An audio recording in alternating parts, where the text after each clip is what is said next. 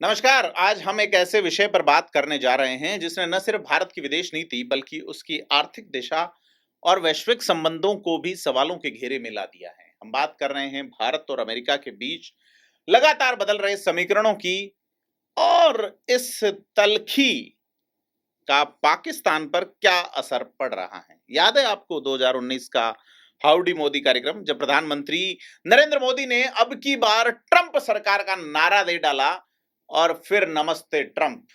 ये नजारे दोनों नेताओं के बीच गहरी गर्मजोशी वाले व्यक्तिगत रिश्तों की कहानी कहते थे, लेकिन बीते कुछ महीनों में ही तस्वीर बदल रही है। ट्रंप के दोबारा राष्ट्रपति बनने के बाद उन्होंने कई देशों पर व्यापार शुल्क यानी कि टैरिफ लगाने का ऐलान किया। उनका मानना है कि दूसरे देशों के सामान अमेरिकी बाजार में ज्यादा सस्ते बिकते हैं, जबकि अमेरिका को बाकी देशों में सामान बेचने पर ज्यादा शुल्क देना पड़ता है। 30 जुलाई को उन्होंने भारत पर 25% टैरिफ लगाने की घोषणा कर दी और ये कहा है, लगातार कहा है कि भारत दुनिया में सबसे ज्यादा टैरिफ वसूलता है। नमस्कार, मैं प्रदीप हूं। आप थिंक 360 देख रहे हैं कि 30 जुलाई को भारत पर 25% टैरिफ आरोपित करते हुए एक और बड़ा घटनाक्रम होता है, जिसमें अमेरिका पाकिस्तान के साथ वहां के तेल भंडारों को विकसित करने के लिए एक समझौता करता है। दोनों देशों के बीच एक व्यापार समझौता भी हुआ है, जहां भारत और अमेरिका के रिश्तों में आई अचानक इस दूरी ने कई सवाल खड़े किए हैं। 25% टैरिफ का भारत पर क्या असर होगा?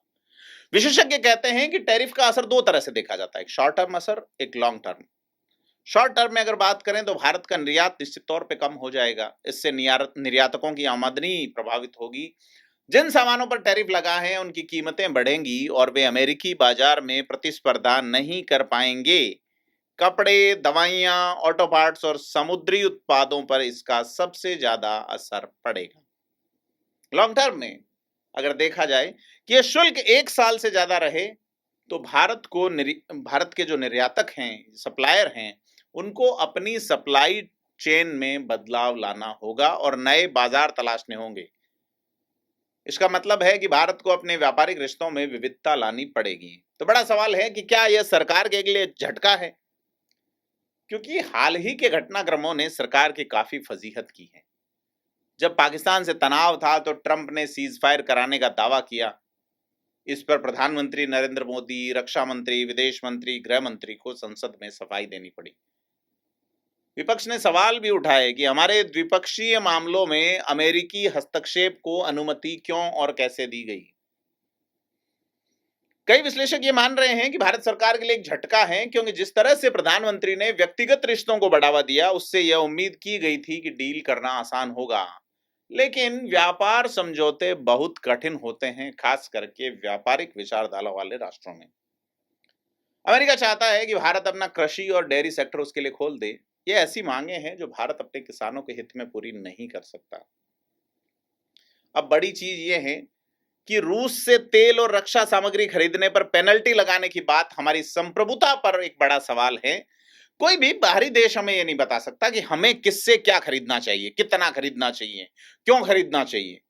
ऐसा लगता है कि व्यापार समझौते में इन बातों को एक मोल भाव के टूल के रूप में इस्तेमाल किया जा रहा है। अब भारत के लिए मायने क्या है कि पाकिस्तान और अमेरिका के बीच एक समझौता होता है। पाकिस्तान में समझौते का स्वागत हो रहा है। वहां की सरकार इसे देश की अर्थव्यवस्था के लिए एक बड़ी जीत मान रही है और उसका मानना है कि इस समझौते से उसके निर्यात को बढ़ावा मिलेगा और ऊर्जा संकट को हल करने में भी मदद मिलेगी। तो पाकिस्तानी मीडिया में इसे एक कूटनीतिक जीत के तौर पे भी पेश किया जा रहा है। वहां यह कहा जा रहा है कि जहां भारत पर टैरिफ लगा है, वहीं पाकिस्तान ने अमेरिका के साथ डील कर ली। तो क्या पाकिस्तान के पास सच में बड़े तेल भंडार हैं? ऊर्जा क्षेत्र के जानकारों का यह कहना है कि जब तक इस डील की पूरी जानकारी सामने नहीं आती, इसे सिर्फ एक समझौता कहना जल्दबाजी होगी। अमेरिका में कोई सरकारी तेल कंपनी नहीं होती, वहां सब निजी कंपनियां हैं। जैसे वे कंपनियां जो है तभी इन्वेस्ट करेगी जब उन्हें सिक्योरिटी की गारंटी और प्रमाणित भंडार की जानकारी मिलेगी। फिलहाल ऐसी कोई जानकारी सार्वजनिक नहीं हुई। और बड़ी चीज है कि भारत और रूस का जो तेल कारोबार है और उसके ऊपर जियोपॉलिटिकल दबाव जो है, उस पर बात करें क्योंकि ट्रंप प्रशासन भारत के रूस से तेल खरीदने को भी नापसंद कर रहा है। बताओ, वह रूस पर दबाव बनाने के लिए चाहता है कि भारत और चीन जैसे बड़े देश उससे तेल नहीं खरीदें।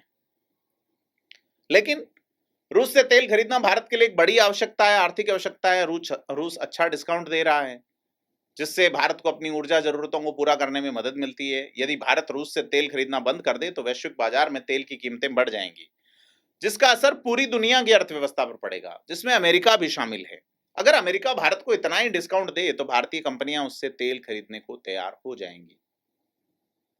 सीधे तौर पे आप डिस्काउंट भी नहीं देना चाहते और किसी और से खरीदना भी नहीं चाहते।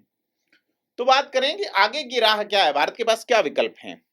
हालांकि विशेषज्ञ ये भी कह रहे हैं कि भारत को फिलहाल कोई कड़ा रुख नहीं अपनाते हुए वेट एंड वॉच की नीति अपनानी चाहिए, देखनी चाहिए कि डील में किन बातों पर सहमति बनती है, क्योंकि भारत और अमेरिका के संस्थागत रिश्ते अच्छे हैं और ये किसी एक नेता के, यानी कि न तो डोनाल्ड ट्रंप के, न ही नरेंद्र मोदी के व्यक्तिगत संबंधों पर आधारित होते हैं।